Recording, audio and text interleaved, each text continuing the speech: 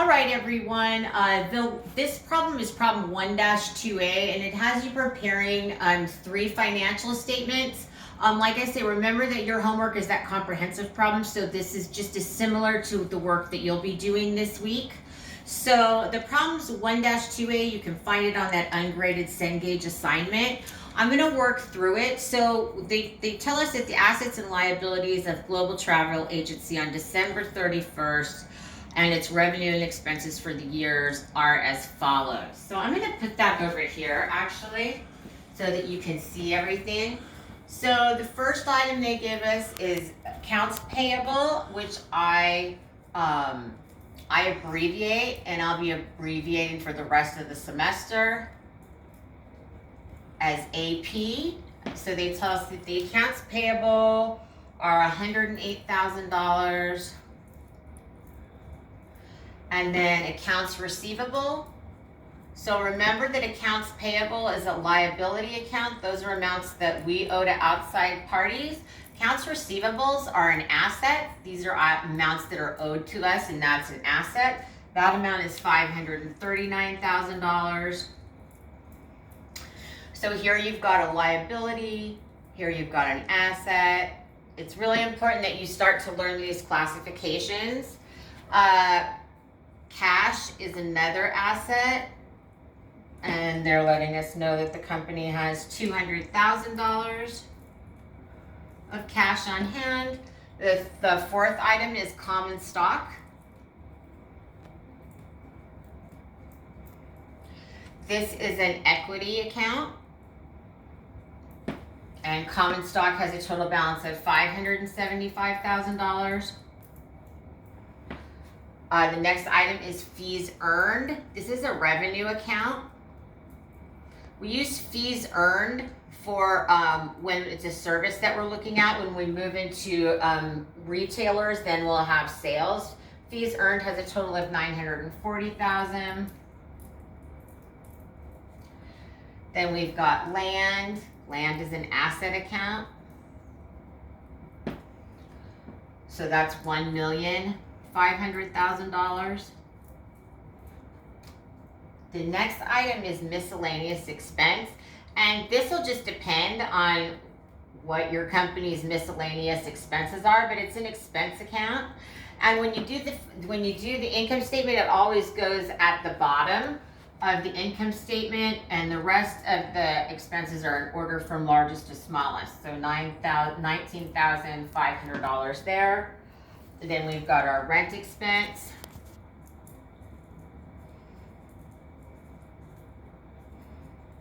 I'm putting these classifications over here because you really want to be solid on those when we start into chapter 2. So we've got rent expense of $56,000. Then we've got supplies, and supplies are an asset until we use them. So if we just see supplies, that's an asset account. So assets are $6,000. And we've got 3 more items here. Here's supplies expense. So once we've used up the supplies, they become an expense. So generally they'll do an inventory of the supplies closet once a quarter or once a month, depending on how quickly they go through them. And then we've got utilities expense.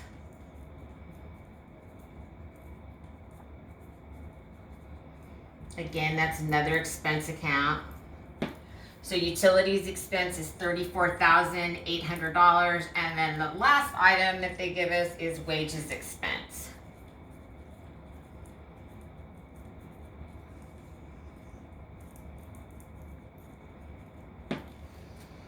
Of $415,000.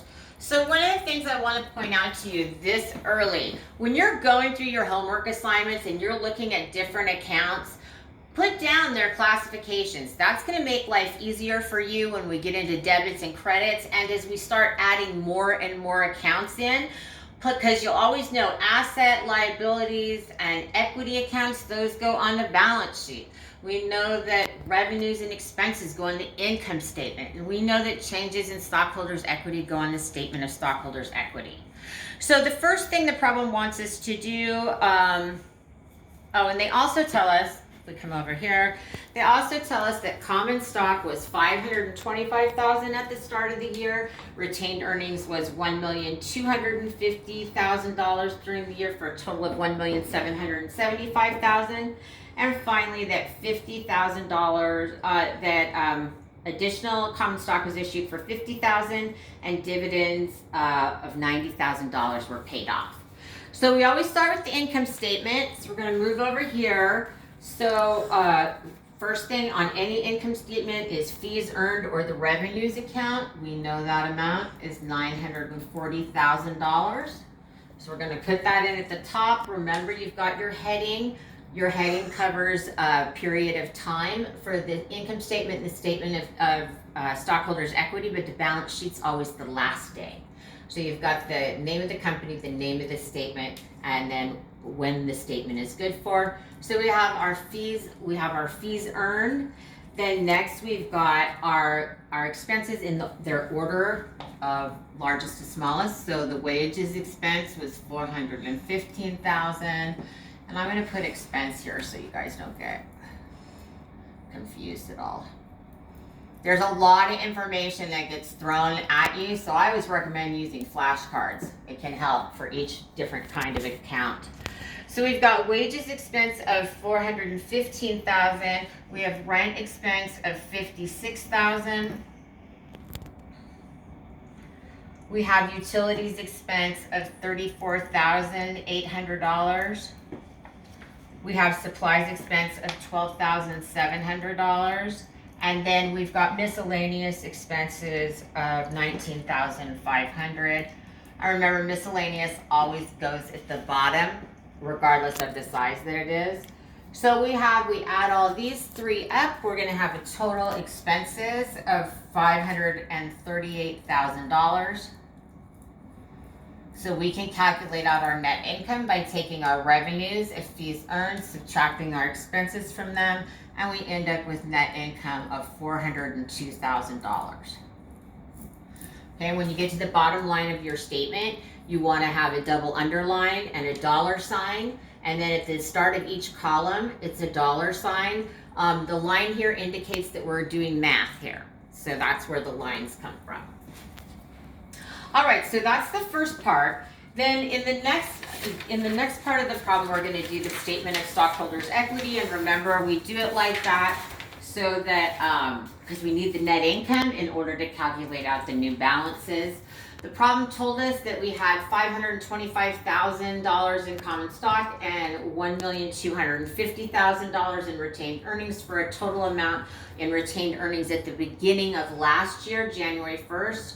Of this year, $1,775,000. The problem told us that we issued common stock, and so we're going to put that under the common stock heading.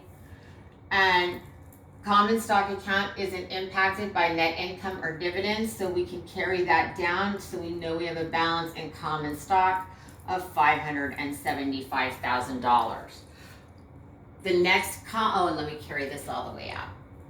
So I need to carry that out to my total column. I have my net income that I calculated here on the income statement, and I need that in order to update retained earnings. So I'm going to add that $402,000 there, and I'm going to carry that out to the total column. And then finally, we were told that dividends of $90,000 were paid. The problem gave us that information. So another tip while you're doing your homework, buried in different places in the problems will be items that you need in order to make your calculations. So my total retained earnings right now is $1,562,000. And then my total stockholders' equity comes to $2,137,000. And again, those should all be double underlined. And then the last item that we have to do is we're going to do the balance sheet. I know I have it very condensed here, but so we're going to start. We have cash of.